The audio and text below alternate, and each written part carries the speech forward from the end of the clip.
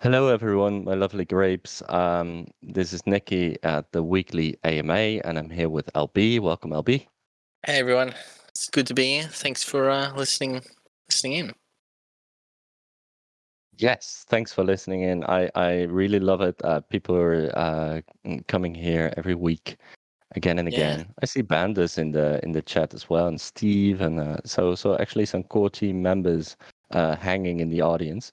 Well, you guys know that you can just step up if you want to. yeah. Um, All right, I've had a look at the questions so far. There aren't that many, but as we know, that never really matters. We usually go over the hour anyway. Yeah. So let's just see how that goes.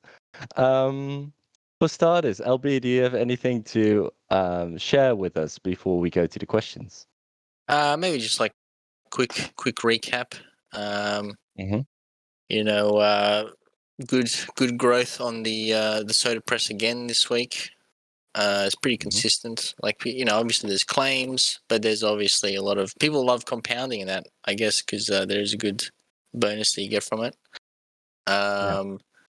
And as well, we released the S vintage press, which is technically called the Solera, after the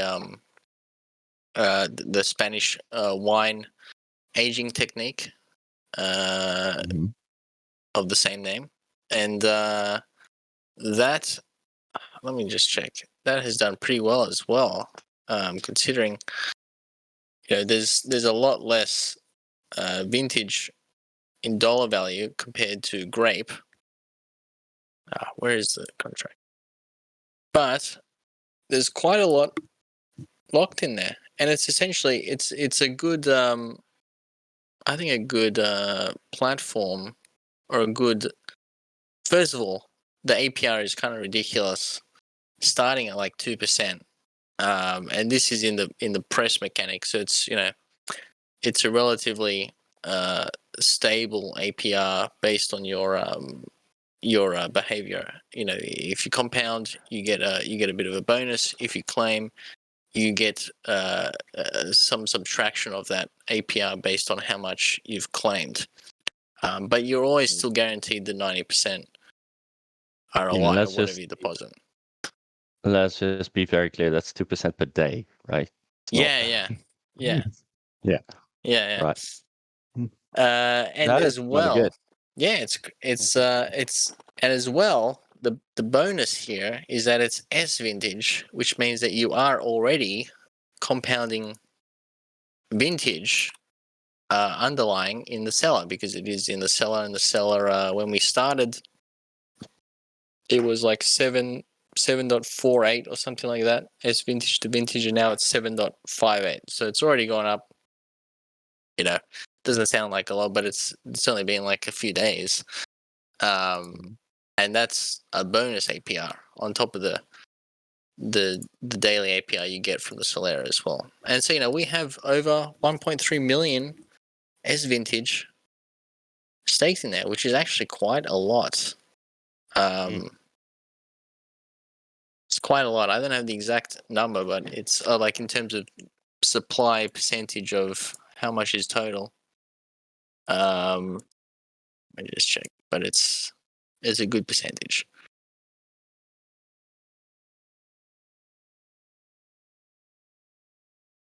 Yeah, so there's 3.2 million S vintage total, and how many did I say was in the press? 1.3 million.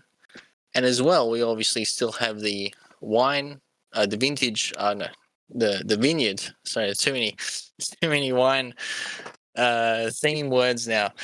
But the vineyard S vintage staking pool as well. So I mean, that's kind of like, that's why we did the Solera with S vintage, and as well you also have the vineyard with S vintage, because you essentially can allow a good APR in the vineyard and not dilute that pool, And then also we can offer 2% daily starting rate in the Solera as like a standard for people that are more inclined to like lock up as vintage longer term. Then you can put it in there, but at the same time you can like loop between those two, the Vineyard and the Solera, and they don't. It's having all the supply in one pool isn't it's not it's or I should say spreading the supply between two pools is not diluting any single pool's APR, which is nice. So Yeah, yes, definitely. so that's good. That's the thing that was this week, but also the magazine buff. There was a bit of an issue with an unintended consequence of increasing the yield of a tool which is already staked, and realized in the game when your VPM is calculated when you stake and unstake. So it's not like updated, on the fly. It's updated only when you stake and unstake, which makes sense. But in other words, it means that if you had already staked, tools or the only the magazine tool before the buff, then when you withdrew the magazine tool, it was counting for 2 yield instead of the 1 yield that you originally staked it with, which in other words means that eventually it would get your account to 0 and then negative numbers, which isn't possible in Solidity to have negative numbers. So in other words, it would throw an error when trying to unstake everything. So in other words, that's just like a technical explanation of it. Yeah. But it is solved, and the great thing about that contract, the winery contract on the game, is that it's an upgradable contract, which allowed for a very easy solution on my end, which is, I just add a function allowing me to set people's or reset people's accounts for that specific bug. So it's much easier Yeah, than that's some other way where I'd have to like redeploy. do something other. There are other solutions, but it would just be such a much more of a pain to deal with. Whereas this is just like nobody even had to change anything. You just it's No, you could just fix it. refreshing. Yeah, Yeah. that's the beauty of upgradable contracts, and I'm really happy we're starting Yeah. to use them. It's such a relief to know that whenever there's a real issue, you can just solve it, right? Yeah. Instead of Exactly. having to go through all kinds of loops. And do we have any idea how much, like maybe I can see it myself, but how much grape was burnt this week? Do you have Yeah. So as well, any? it's another thing. We have now a official burn counter. Yeah, it's at the top of the page, right? Yeah, it's on the homepage. Maybe we can put Yeah. it somewhere else as well to like make it more of a star, I guess.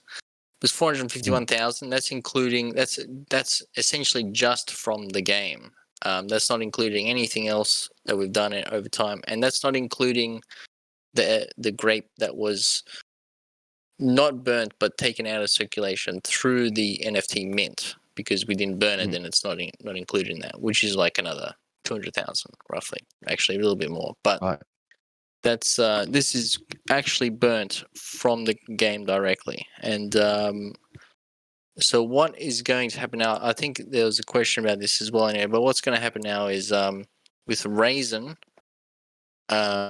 we get LPs now, and what happens is if it is if I feel like we have enough POL for this time for this week, essentially what I'm going to do is I'm going to split up the LPs every week and send the grape to the burn contract to be burnt and then tracked on the UI here. So it's not an automatic thing, but it'll be every week there'll be a mass burn.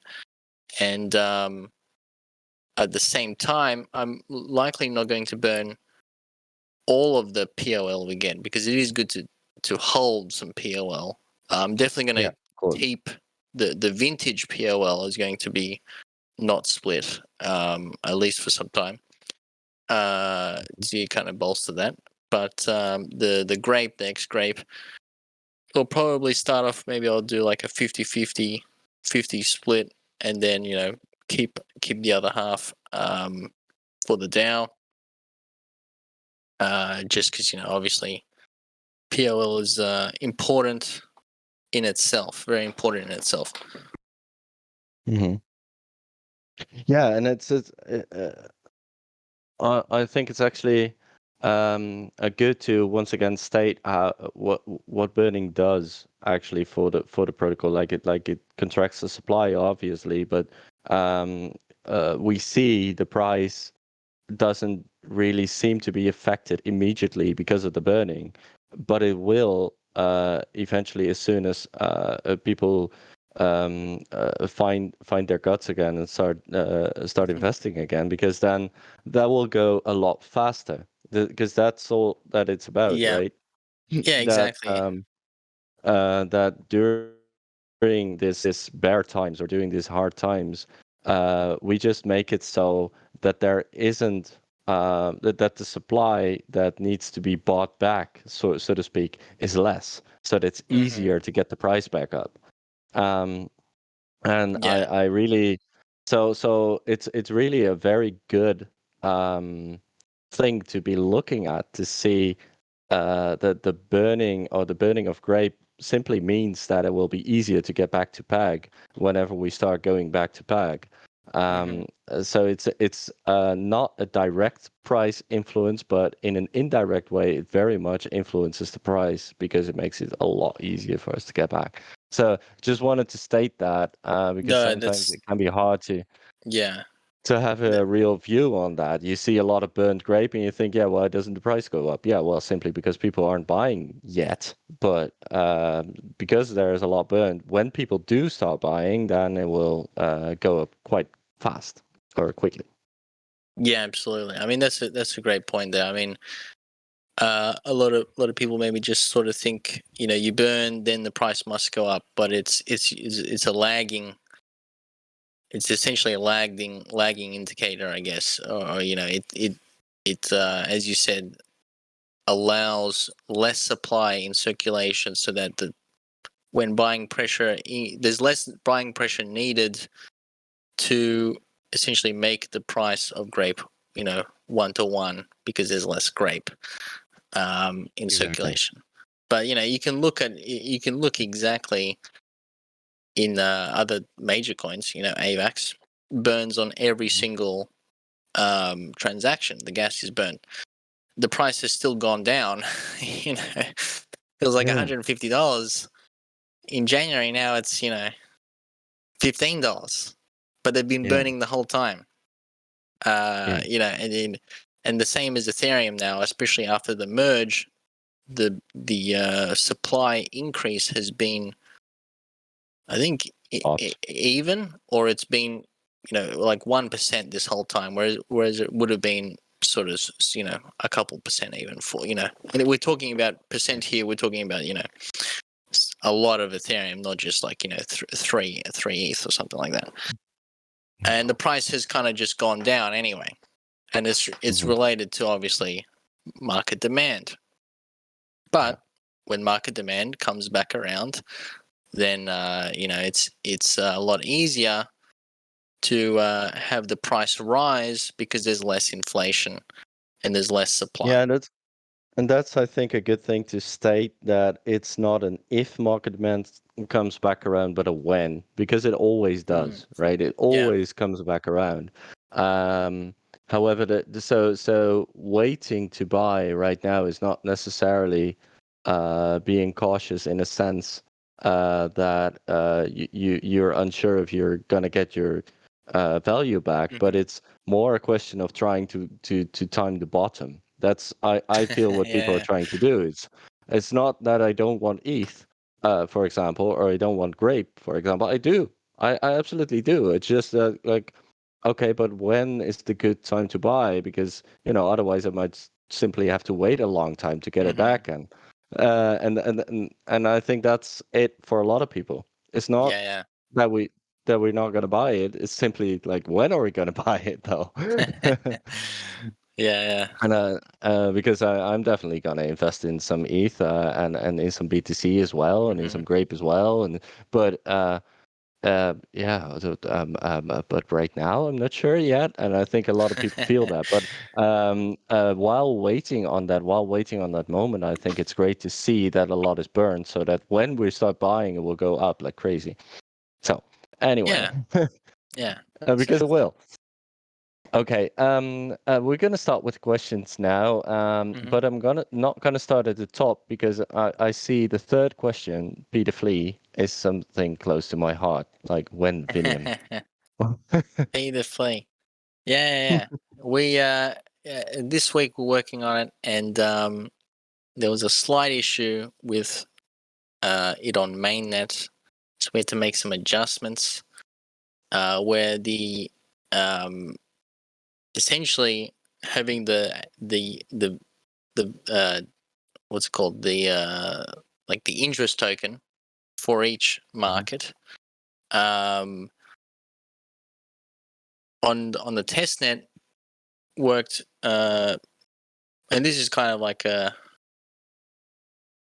thing that happens kind of often, really. Whereas you have on the testnet things work, and then you put them on the mainnet and they don't work the same way for various reasons. And so, it's good to this is kind of why you do need to actually test on the mainnet too, because there are differences, and sometimes things are, it's technically a different network, and so there are differences and things that you'll run into. So in other words, we had to redeploy the variable interest tokens to make a fix for allowing us to essentially change a thing called the incentive controller, which we're not going to have initially because we're not going to have like a token for incentives, but we'll add that in later. But we needed to make a fix to ensure that essentially without it, you wouldn't be able to, or the issue we had is that you're not able to deposit as a lender, because when you deposit as a lender, it then mints these tokens and sends to you. If you've ever done it on, Aave or anything like that, you'll see, when you deposit, you'll get some A tokens based on the, whatever token deposited, which is essentially like an interest-bearing token. So in other words, we just had to redeploy that, and then the UI is pretty much integrated with the main like lending pool, and so this is just kind of like a last thing to that we kind of need, as far as I know, to open up beta. In other words, so we're so close. It's not even funny. But it's getting I'll still laugh about it though. Yeah. But yeah, it's so essentially I'm just letting you know what the delay is, but all it needs to be done is it's a small fix, and it just needs to be redeployed, and then that should work, to be honest. And then that's about it. Then we can open it up. Cool. Really looking forward to it. Very happy about it. All right, then we start with the first question, which is Danny saying, "Hey team, hey team, how's it going? I missed asking this in the previous AMA, but was able to hear the recording. Sounds great. I had one question for LB. I noticed that the Vinium docs explicitly say that if a stablecoin goes down, it might affect your LTV and liquidation price. Is it possible to have an insurance cushion of 3 cents in either direction for certain tokens, making the price always worth $1 within the range of 0.97 to 0.103 to account for any small fluctuations? If stablecoins are really going to be widely used, it would be nice if they could be treated as stable even with minor movements that have always shown to correct, except maybe for UST. uh, Also, for stablecoin looping, if there isn't that insurance cushion, I would worry that a position would be really easy to get liquidated in the 5 minutes that MIM might drop to 98.5 cents, for example. Well, first of all, if you state this, that means that you're really grazing the top of how much you can borrow, right? but Yeah. but it's still Yeah. a good question, definitely. Yeah.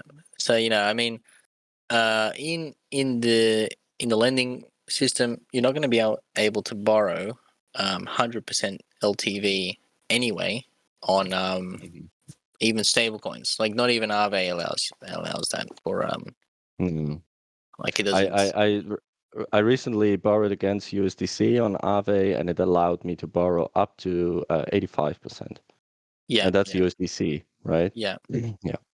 yeah. So they it's not essentially, and as well with the Aave system, which is what we're using. There's also a little buffer between the point of which essentially when you should be liquidated is like when it's kind of like hitting the barrier to where you actually are liquidated, and there's a percent of a few percent usually. So I mean that's already within that range that you're talking about there. But at the same time, you're not going to be able to borrow to the maximum health factor, regardless, because it's just not it's not ideal to do so. It's very risky. So we're going to keep essentially, even if you loop, you're going to have to keep the health factor, at least 101, to to be able to even open that position. But even still, the 101 factor is has the buffer in place so that it's not it's at least a few percent, even on stablecoins. Um, Mm. and as well, the LTV of the stablecoins is not going to be 100%. I'm pretty sure we're going to do like a 90% is what we're going to start with, and then a 95% sort of buffer is the buffer where you technically should be liquidated, but then 90% is when you actually are liquidated, so that's 5%. So um, that's already quite a decent buffer, really. We could probably Mhm. push that, but we'll start with that, and then you can adjust these things anyway. So Yeah, so there's that 5% buffer already. So that's actually even more than the 3% that Danny was asking. mhm. That's actually pretty nice because it's something that we all wonder about, right? So, Mm. okay, what if I actually borrow up to that 85% and then, yeah, then it goes Yeah, down a percent. Damn, I would lose my shit, literally. yeah, and Um, exactly. yeah, So yeah, the insurance is not in the form of an actual insurance that corrects the price in any way or whatever, but it's just simply in the form of taking a larger buffer. So yeah, yeah, and and as are well, you gonna? yeah. Yeah, I I was was just wondering, mention are you as gonna? well. Yeah, Sorry. it's okay. We No, both do the same thing. I'll just mention that there are protocols coming up as well, and I think also on AVAX they offer this. But insurance protocols essentially for even for stablecoin DPEGs, um, Mm. which you can hedge against if you really want that protection, and you think that it can do it. First of all, if you think that the stablecoin isn't very stable, then you should borrow it. In other words, because then you use you use a stable coin that you think that will maintain peg very well, and then you borrow a stable coin that you think will not maintain peg very well, because then if it does go down, if it does lose its peg, well then that's profit for you. Yeah, But exactly. you can also get dpeg insurance from I forgot the name exactly, but there's another one coming on Arbitrum called Y2K. that offers this, but this is pretty common thing. It may not be the cheapest thing, but you can hedge the DPEG by buying that, or also, obviously not borrowing up to your maximum to like a 1.0 health factor, which you won't even be able to do. There's But, that as well, right? yeah. You don't need to borrow up to everything. Like and yeah, and that's definitely true. Like for example, I have a short on the euro stable right now, EURS, and Oh, yeah. it might be that euro stable might be back, but it also might just mean that the euro would become value of lesser Mm-hmm. value. Either way, it works for me. Yeah. So but that's really true. Like the token that you trust less, you need to borrow. The token that you trust most, you need to deposit. In a way.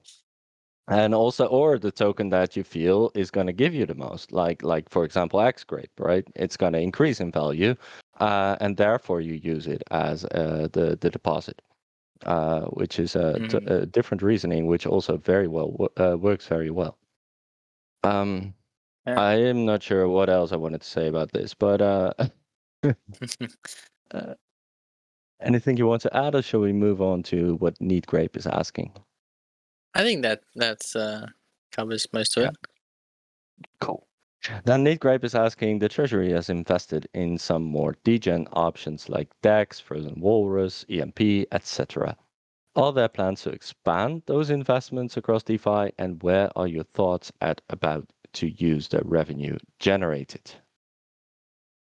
I think right now, not planning any more like sort of degen investments,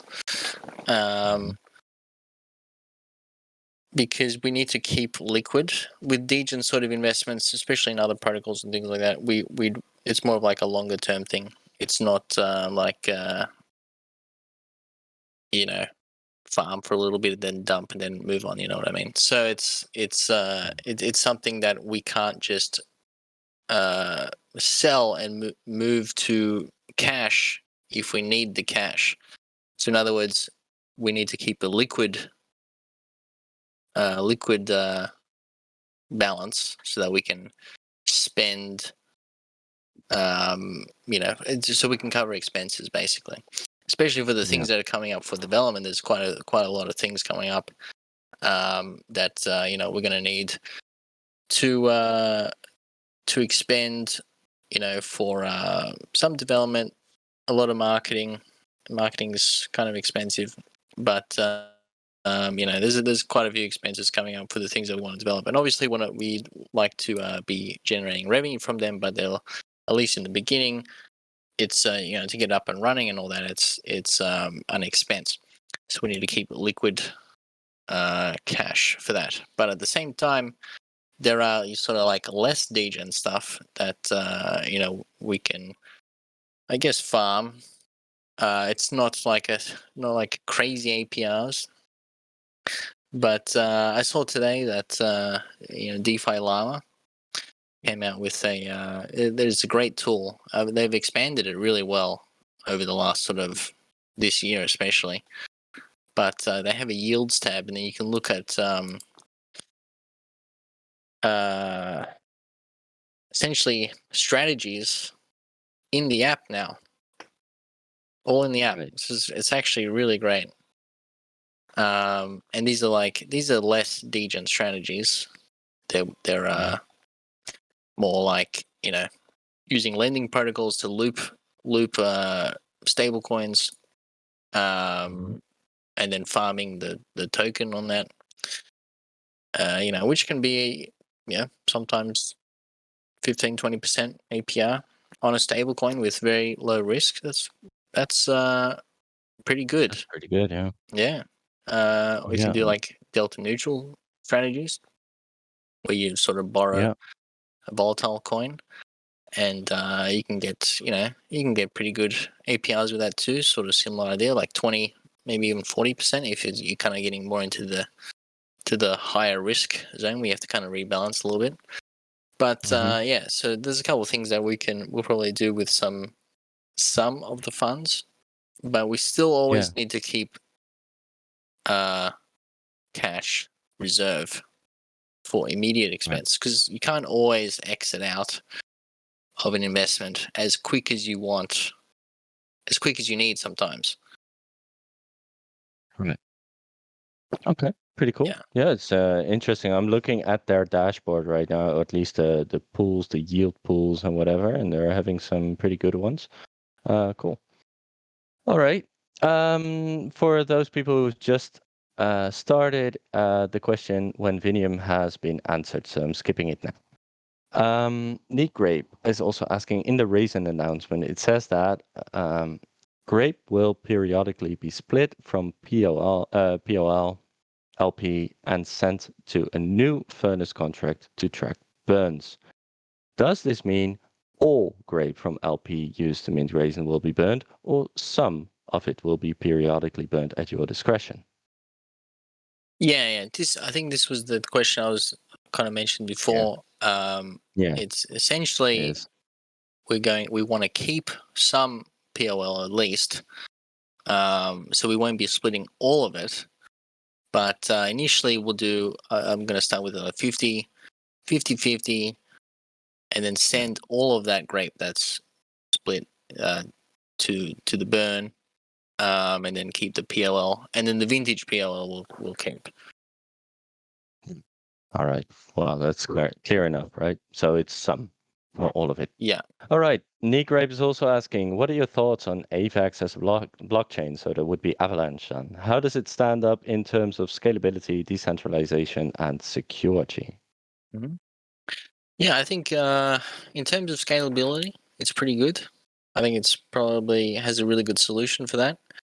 I'm talking about subnets there, which is essentially very, very scalable and very flexible as well. You can make permissioned ones. You can make, partly decentralized ones, partly permissioned, for certain purposes and things like that. I think it's very good functionality to have on a chain, which usually you Right. can't do.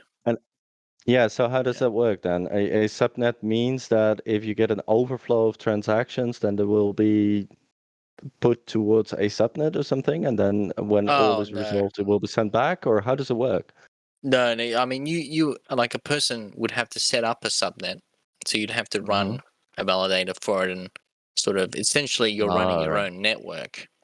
But Right. So you'd be an L2 sort of.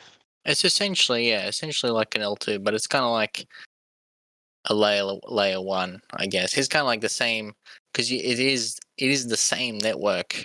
Yeah. But semantics here. But at the same time, yeah, I think it's a pretty good scaling solution to have, and So it makes it flexible as well for functionality wise. all right. So if I get it correctly, it simply would mean that you could run a subnet for Grape, and then all of the transactions within Grape you would run yourself. And then when periodically you would send the result to the mainnet. Is that what it is? Well, essentially, Or it's you would connect on the Grape subnet. So you'd yeah. instead of connecting on the AVAX chain, you with the RPC, you would connect to the Grape subnet, and then we could do things like you have to use Grape as gas, even. You know what I mean? We can do things like that. Right. So Cool stuff. there's cool things. Essentially, it's its own chain that we're running, on our own validators. Hmm. Um, and it's a really good way to scale, I think. But obviously we talk about decentralization, security as well. I think security wise, it's a pretty decent chain. It's not as secure as Bitcoin, but that has a lot of hash power behind it. Hmm. And as same as like Ethereum, that also has a lot of stake power behind it, stake Yeah. value behind it. Yeah. But decentralization as well. The thing is that all these three things are all a range, Hmm. and usually when you increase scalability, you decrease, either decentralization or security, or a bit of both, to be honest. And then when you increase security, you usually decrease scalability, but you usually keep decentralization. So that's why you have things like Bitcoin, which is high security, high decentralization, but pretty low scalability. I mean, you'd have to make layers like Lightning Network or whatnot, but still low scalability. Whereas you have things like Solana, which is pretty scalable, as in it's maybe not like, I mean, it's fast, in other words, but it's not decentralized at all. And it's kind of secure, but not really. It's got 1 or 3. Yeah. So, but it's fast and it's cheap, and there's people like that, I guess. So it's all these things are arranged, and as well, you have to have things like Binance, which is reasonably scalable. It's kind of like the same scalability as Ethereum, because it essentially just is a fork of Ethereum. But decentralization wise, it's not, obviously not at all. But No. security wise, it's okay, here and there, but it's definitely not like Ethereum. So, I mean, I think AVAX is a good balance between all these three. You've got good scalability, decent decentralization. It is still like a small chain. It's definitely more decentralized than Binance and Solana, but by far. But it's not as decentralized as Ethereum. But that's hard to get to that level, really. And same as security. It's definitely pretty good security, but it's not like Ethereum. But obviously, like Ethereum has billions of dollars in stake value, and same as Bitcoin has billions of dollars of energy securing it. So it's to get to that level, it kind of just takes time, really. Yeah, definitely. Yeah, I also you mentioned it often, which is also speed. It says here scalability, decentralization, and security, but speed and I think is also very important, because if speed is lost, you will also be looking at more failed transactions, because since your speed is so low, for example, if you're making an exchange, then the prices may have changed already, and it will simply fail because you've been waiting so long that the prices have changed, so it will no longer accept your trade. Or if it will accept your trade, you might be lowballed. So for example, I was trying, as I said, I was shorting euros against USDC on Aave, but the correct place to do that would be the Matic network. So I was on the Matic network making transactions to make that short, and you can't do it all at once because they don't have that feature. You have to buy, you have to get the USDC, put it on Aave, get the loan, then go and sell that, and then get put it up again, so that you leverage manually, in a sense. And it took me hours because Matic is insanely slow, and I was so Really? I haven't used it it was recently. I was so frustrated even Damn. being there. I was so happy when I could get back to Avalanche. Okay, I'm done now. This stands. It's good. I don't have to touch it for a while. It's good. I can leave it. Man. So I think that's really That's important funny. as well to notice that some of these networks are just really, really slow. Yeah. Uh, I mean, anyway. it's kind of like Bitcoin.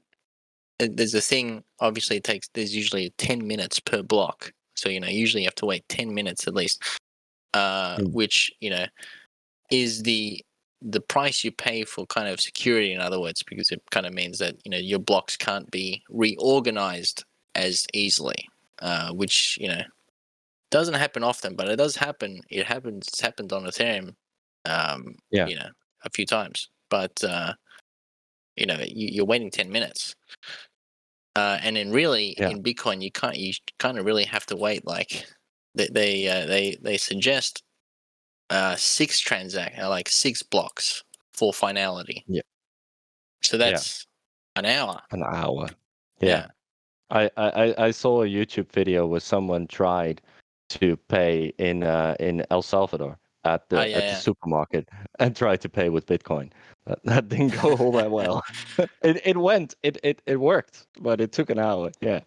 You can use. I mean, I guess for large payments, you want security and finality. So you'd want, you're okay waiting an hour for a $1 million transaction, because then the guy knows that, problem. well, no, this money is actually mine. Like there is a infinite. There's a very, very minute, like finding an atom in a universe chance of that this transaction will be reversed. But for like small transactions, like a couple dollars, whatever, you can use Lightning Network for pretty fast transactions, like very, very fast. But obviously, some centralization there, and there's it's usually just for very small transactions, like a few dollars. Small things. Yeah.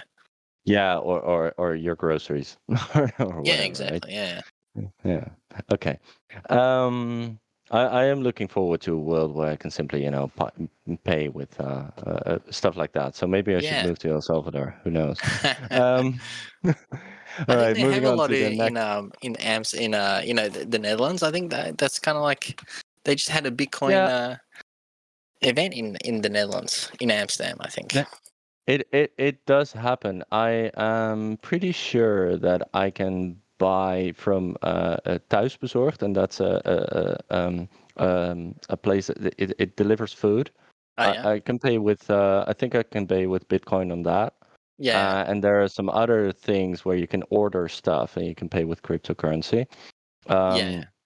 And then there's I think a place where you can order stuff like gold and silver with Okay. cryptocurrency without having to go through your bank. So I think we definitely have a couple of things where you can do that, and we're starting to see some slow integration of such things here in the Netherlands. It's true, but it's still a bit different from Yeah, definitely. having an entire country moving. All Yeah. right. So Neat Grape is also saying X-Grape is backed by Magic auto compounding vault tokens, which are the tokens of a different protocol. Could you talk about the risks that you see coming from using another protocol tokens? What would happen if Magic rugged, and whether you think those tokens are safe? And then between brackets, for the record, I love Magic. Owen is such a dude. He definitely is a dude. That's true. I mean, he's got the music and everything, and the way he speaks as well. He's such a dude. Such a dude, and everyone should check out his music NFTs. Yeah, but it's true, right? Like how safe is that? Like, do you get involved with Magic Code at all, or what's happening there? I mean, I'm not involved in the sort of code side, but they are, obviously very closely, essentially based directly off Beefy.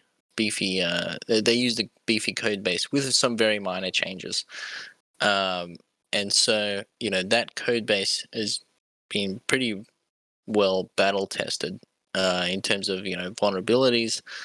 It's in the wild. The thing is that if anything's on the mainnet, it is being tested every day. And essentially, the longer it survives, the harder it gets. I mean, you can see that on chain there are people and sort of bots and all that looking directly for weaknesses to exploit.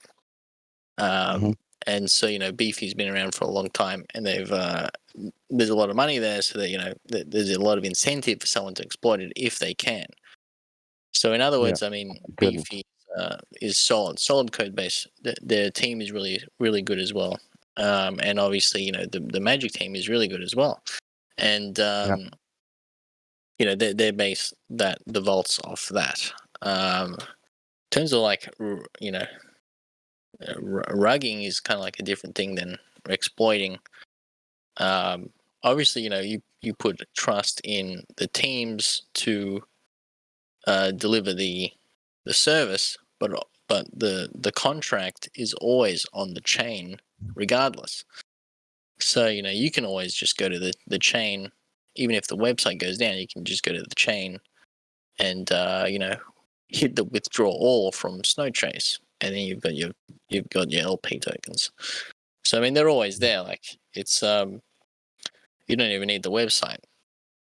So Exactly. I do think though that if Magic would ever go down for some reason, you would have to write some sort of instruction manual because it's going to be hard for us people.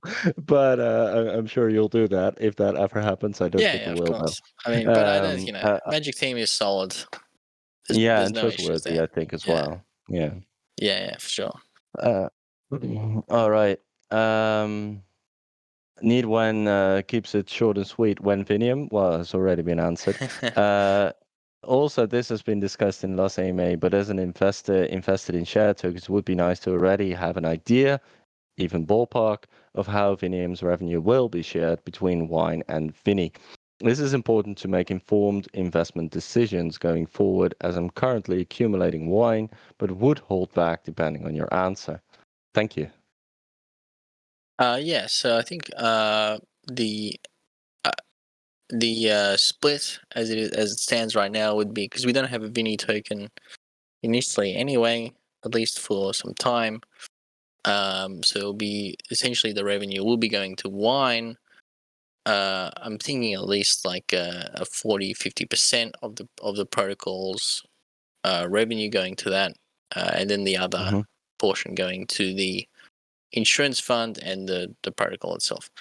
So that's kind of like the figure we're thinking about right now. Obviously, like the percentage doesn't really matter at all.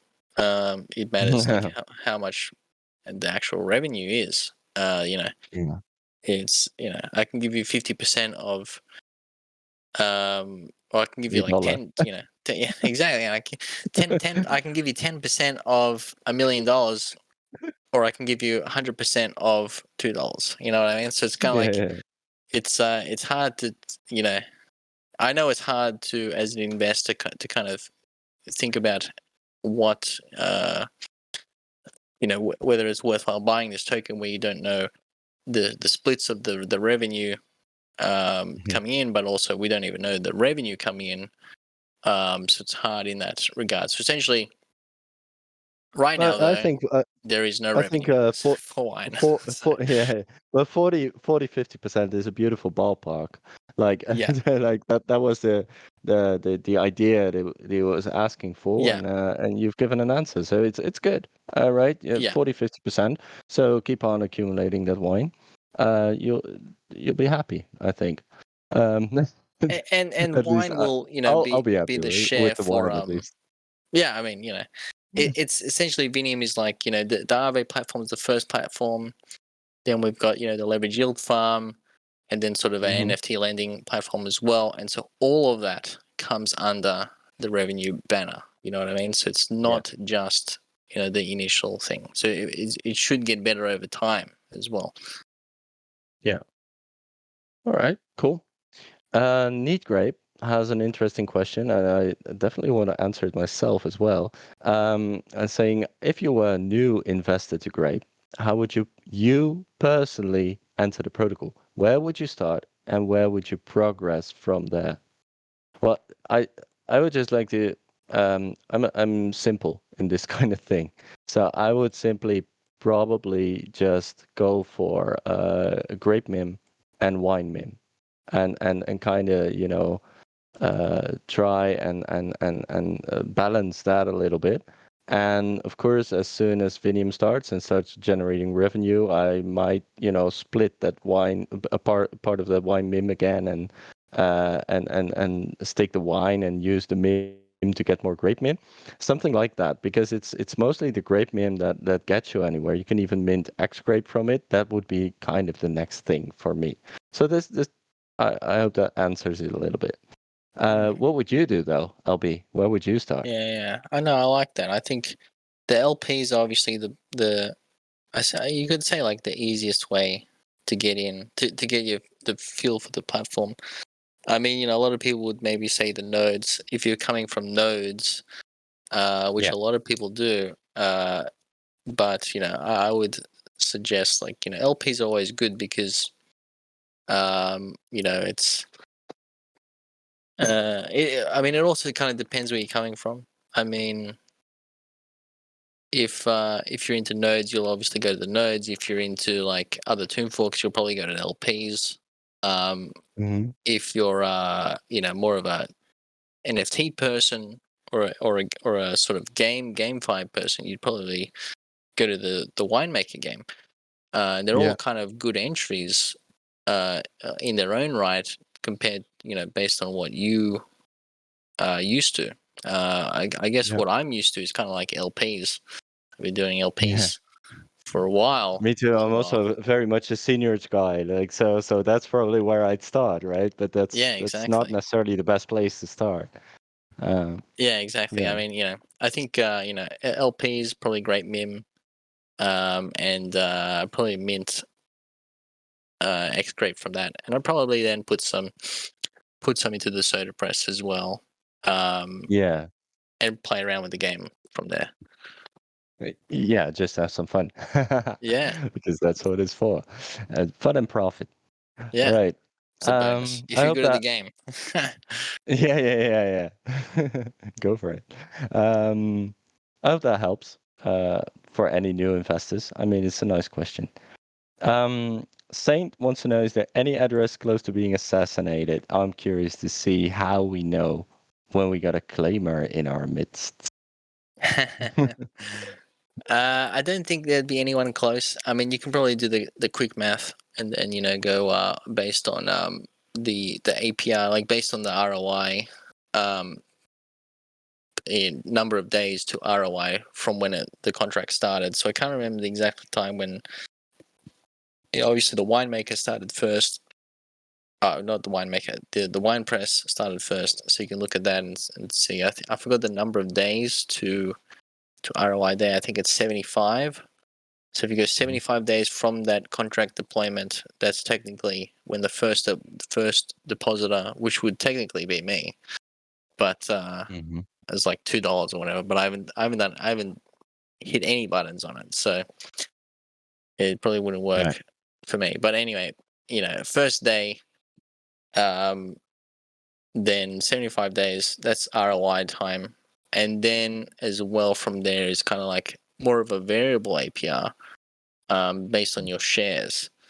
So it's hard to, I guess, determine the exact time, because assassination would be 350%. So that's technically a little while away for that But to happen. then the second question here from Need When, which I think is very nice. Need When is asking, who is this anyway? Dariola. I don't know them yet. But I believe we should have an assassination gauge so we know where we are with it. Some of us may actually compound more if we see we are approaching assassination zone. It should be an informed decision. I think. Can you make a thing like that, or is it already there? Or Let me just have a look, because essentially it's just your profit percent. Um, like how much profit have you made? Mm. Is that essentially? If you're close to 350% profit, well then you're close to assassination. And people that are close will actually show up on the UI there, where the next to the assassination box essentially. So it's that people's addresses will pop. Maybe there's something that we can do to kind of like make it to show up on the UI there. Probably something to look into, I think. Yeah. If it makes it clearer for Yeah. players, that would be nice. All right. Neat Grape also wants to know, is the cost to mint raising with the various tokens dynamically updated to account for price fluctuations, or should people look for opportunities to strategically mint some when one LP token dips? Mm-hmm. Yeah. Right now, the mint contract is not connected to oracles or anything like that. So it's Mhm. essentially manually updated. So there may be opportunities for you to you know get better deals using certain LPs based on the current price. So yeah, something that we may actually, because it is just a minter contract, it's not the actual raising contract, so it's essentially the first iteration. Thinking maybe we add our oracles in. I didn't add it in the first place just because it's like, oh, there's another to add in oracle for 4 different, LPs and track that, and then we need the bots to update all those oracles all the time. There's just there's a few things to run and then implement for that to be dynamically adjusted. And so initially it's just like, well, I can just manually adjust because the prices have kind of been relatively stable for the last little while anyway. So they're just manually updated right now.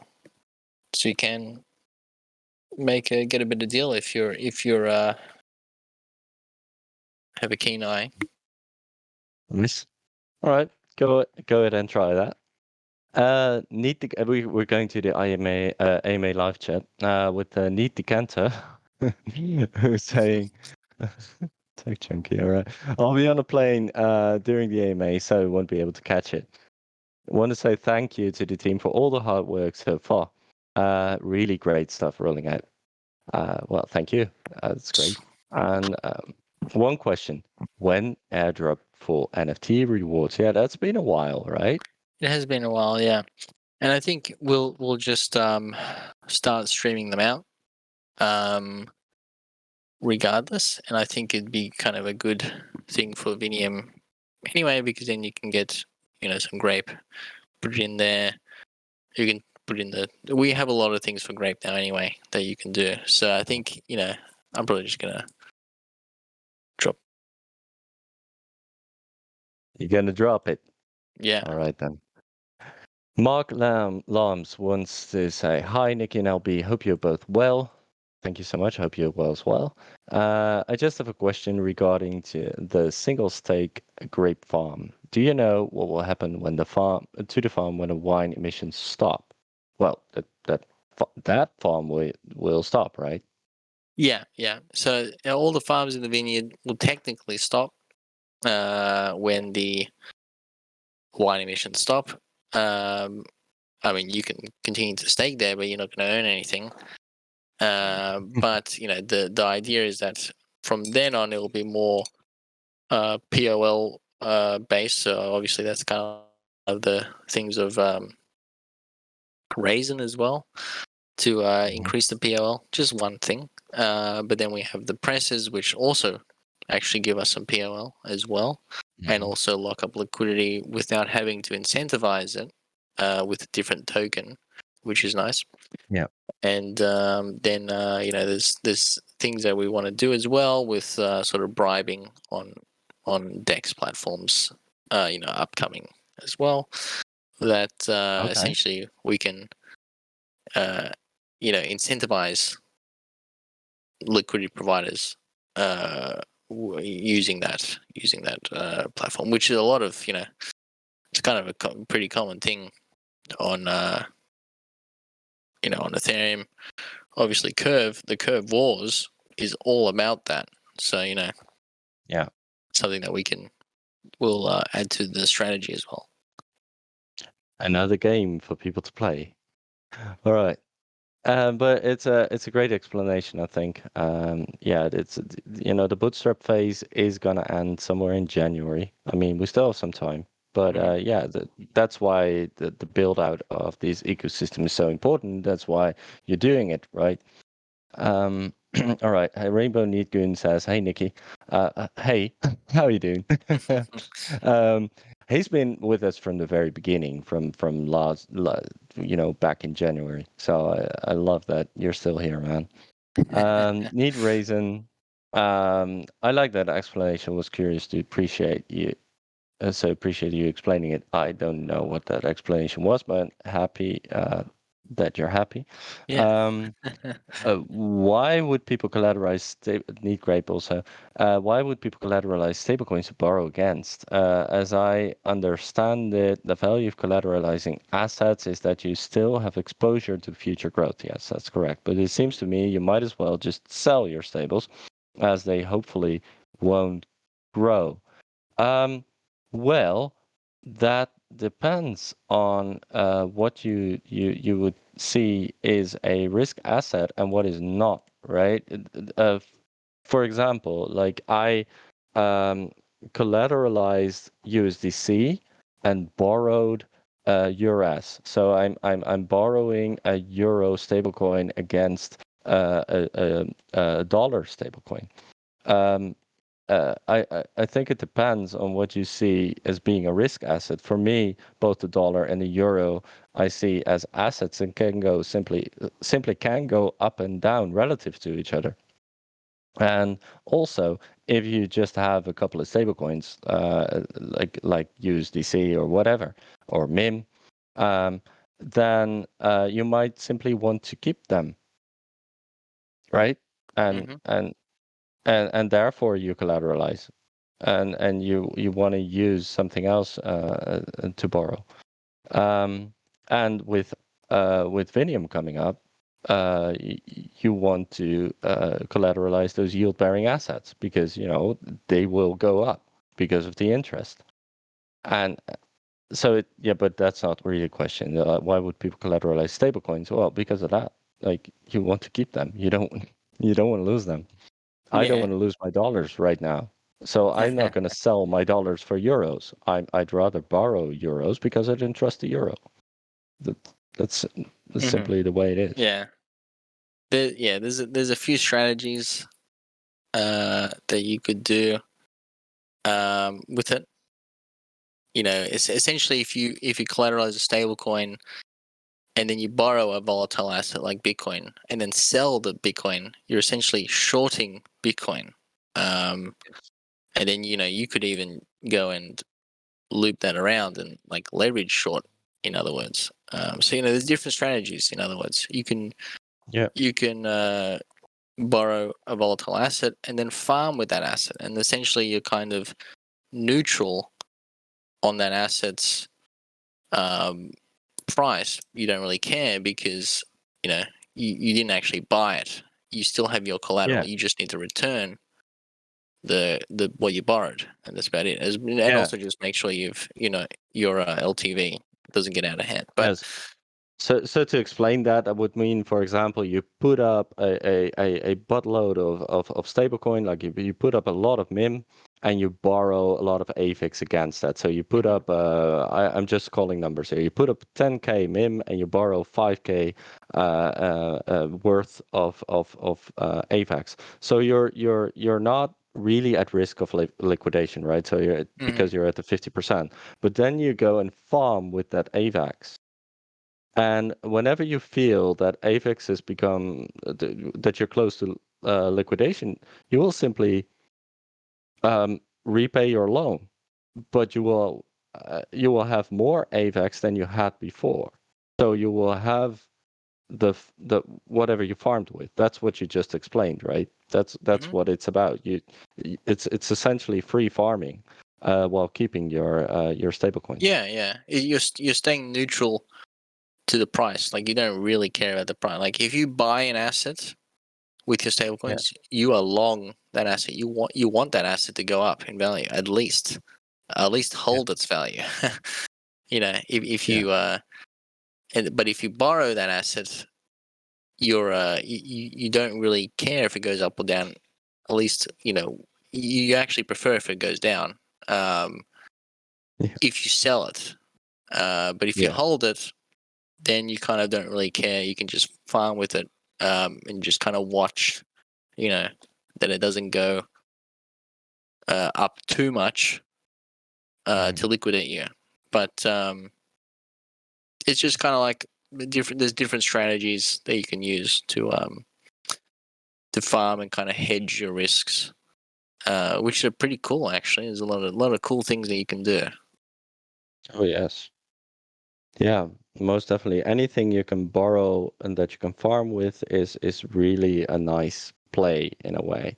So if you go and have a look at that DeFi Llama or whatever, you can just go ahead and borrow anything that you can get to borrow. You need to find it first where someone puts it up for borrowing.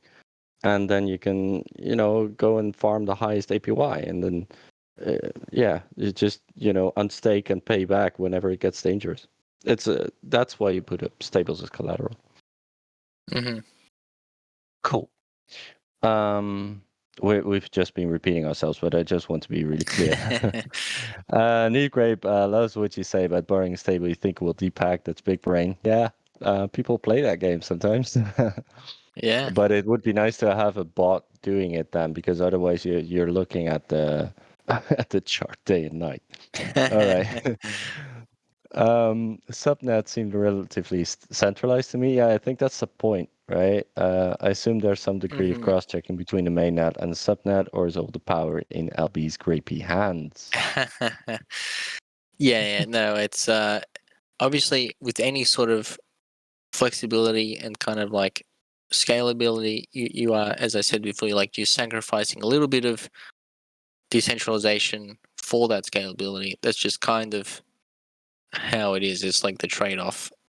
But Yeah. with the subnets, the validators are subnet validators have to also be mainnet validators, and obviously the mainnet validators have to validate the subnet transactions essentially. So they have to still be valid transactions. They can't just be scam Just transactions. In rubbish. other words, exactly. Yeah. Yeah, exactly. All right. Need Grape feels you when the testnet isn't the same as as the mainnet. Need Wine wants to know when is Vinium. Well, there'll be the recap, but essentially what's said is that there was simply one thing that needed to be fixed, and it's being fixed, and then the beta testing can start. Need Grape. Wait, what? the first person we're going to be able to assassinate in the wine press is LP? Of course. Is there a prize for that? Yeah, although you have never claimed, right? So it might be hard to assassinate you. All right. I feel like Hello Player Need New Tool has another question.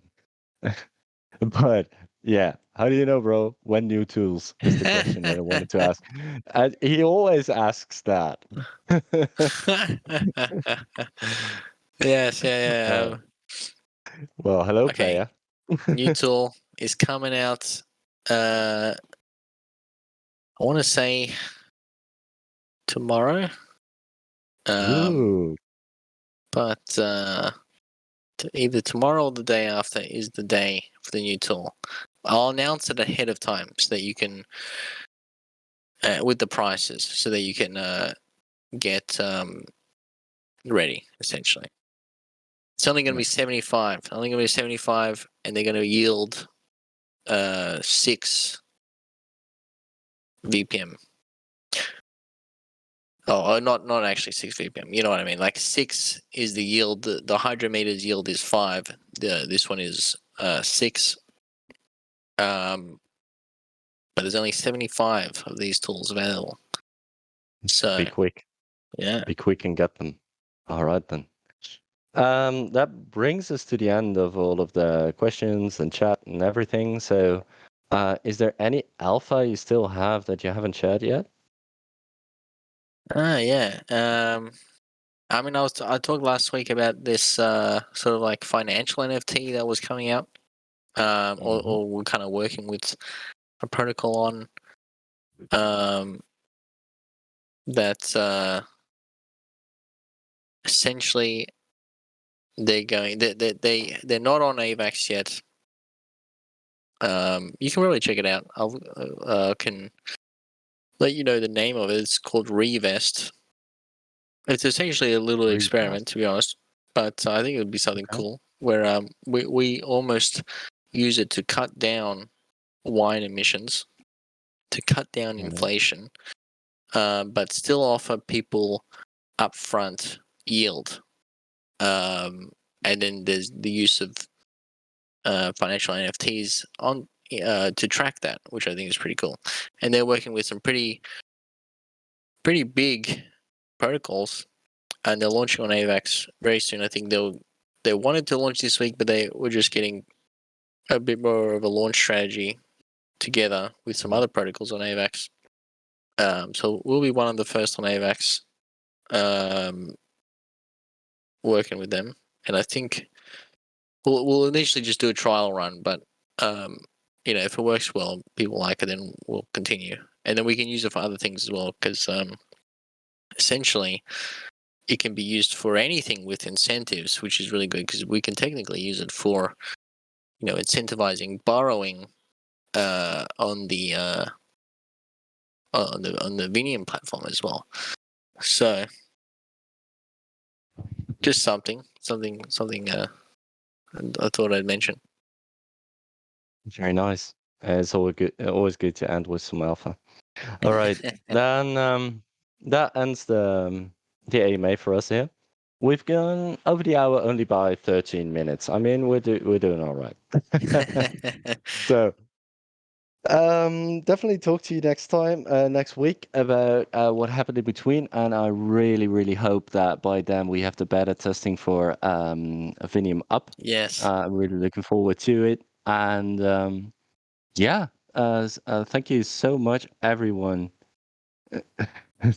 So thank you so much for everyone for being here, for asking your questions, and just being a beautiful and awesome community. Thanks, everyone. Yeah, talk to you next time. Gotta quit it somewhere else. Wait, different channel. Yes. Okay. Bye, everyone. See you around. See you guys.